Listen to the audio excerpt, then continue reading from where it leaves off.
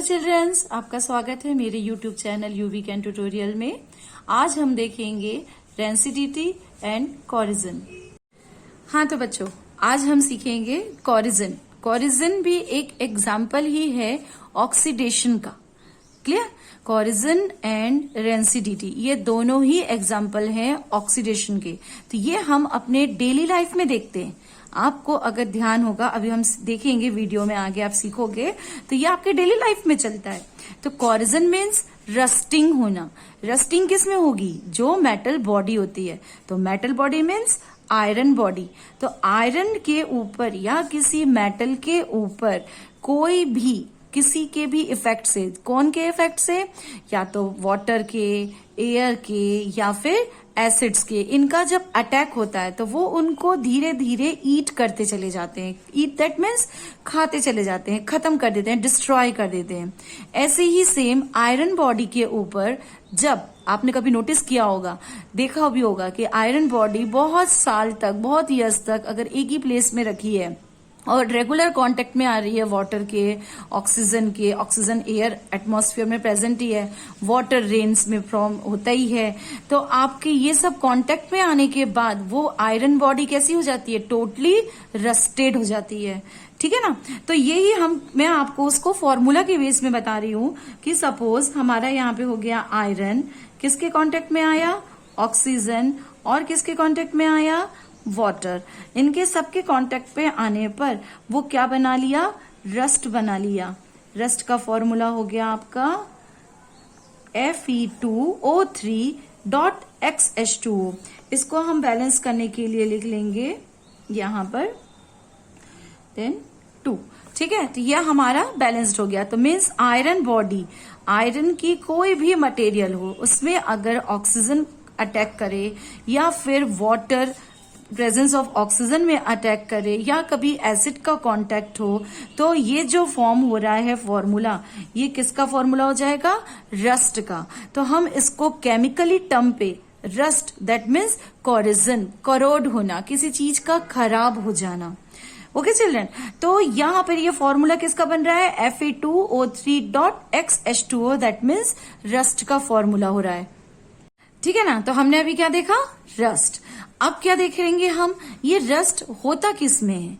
तो जो भी आयरन से मिली हुई बॉडी है, जैसे कि आपने कभी देखा होगा कि रेलवे लाइंस जो होते हैं, आपके घरों में लगे हुए गेट होते हैं, बिल्डिंग्स होती हैं, आयरन की रेलिंग होती हैं, है ना, काफी सारी चीजें होती हैं जो इनके कांटेक्ट पे आने पर ऑक्सीजन देखो रेगुलर मिलेगा, वाटर कभी कभी मिलता है ना, बट मिलता है, और एसिड भी कभी कभी ही उसको मिलता है। लेकिन ये सारी चीजें एक ही दिन में नहीं खराब करती कि आज हमने पानी में छोड़ दिया अब कल तक ये खराब हो जाएंगी।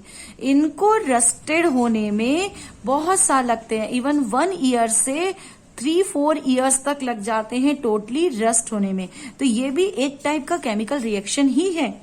इसको हम बोलेंगे स्लो रिएक्शन, क्योंकि बहुत कम टाइम पर मतलब बहुत टाइम ले रहा है, धीरे धीरे काम हो रहा है। तो अब इनको प्रिवेंट करना भी चाहिए। भाई आप अगर रस्ट हो रही है कोई बॉडी, तो हम इसको प्रिवेंट कैसे कर सकते हैं? प्रिवेंट करने के लिए हम क्या कर सकते हैं? उसमें ऑयलिंग कर सकते हैं। यानी जो भी मेटेलिक बॉडी है, आयरन बॉडी है, सपोज रेलिंग है, आपके घरों के गेट हैं, है ना, कोई भी स्टैच्यू है, उनको हम प्रॉपरली ऑयलिंग कर दें या फिर ग्रीस कर दें, ग्रीस लगा दें या फिर उसमें पेंट कर दें। ठीक है ना? तो इन सब से, और एक और होता है रेड कलर का सॉल्यूशन, रेड ऑक्साइड बोलते हैं। अब कभी आप पेंट नहीं कर सकते तो हम उस पे रेड ऑक्साइड की लेयर भी लगा देंगे, तो भी हम उसको कोरिजन से प्रिवेंट कर सकते हैं। अब हमारा नेक्स्ट एग्जाम्पल हो गया ऑक्सीडेशन का ही, जो एवरीडे में होता है, वो है rancidity. Rancidity means spoiling of food. क्या मीन्स? फूड का सड़ना। तो क्या हम लिख सकते हैं इसको?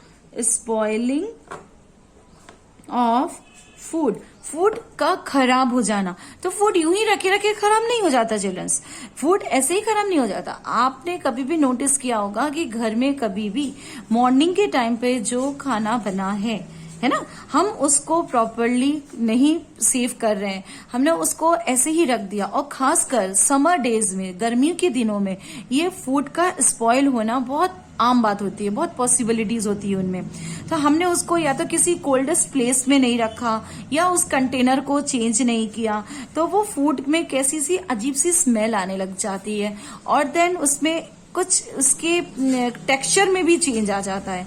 तो इसको ही हम कहते हैं स्पॉइलिंग ऑफ फूड। तो स्पॉइलिंग ऑफ फूड ही आपकी क्या हो जाएगी, रेंसिडिटी। इसको रेंसिडिटी से बचने के लिए आपने नॉर्मली देखा होगा कि आप जो चिप्स के पैकेट लेते हैं, कुरकुरे या ओयस, एनी एक्स्ट्रा एक्स्ट्रा जो भी आप खाते रहते हैं, तो कभी भी देखना पैकेट जो होता है वो कितना फुला फुला भरा भरा सा लगता है पकड़ने से।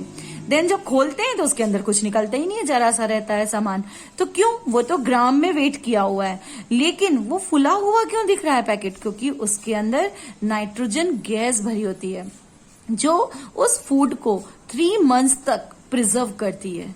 वो नाइट्रोजन गैस के कारण ही हम उस फूड को 3 मंथ तक कैरी कर सकते हैं। आफ्टर 3 मंथ जब मैन्युफैक्चर्ड हुआ है, उसके आफ्टर 3 मंथ्स वो food expiry, that means spoil हो चुका होता है, वो नहीं खाना चाहिए।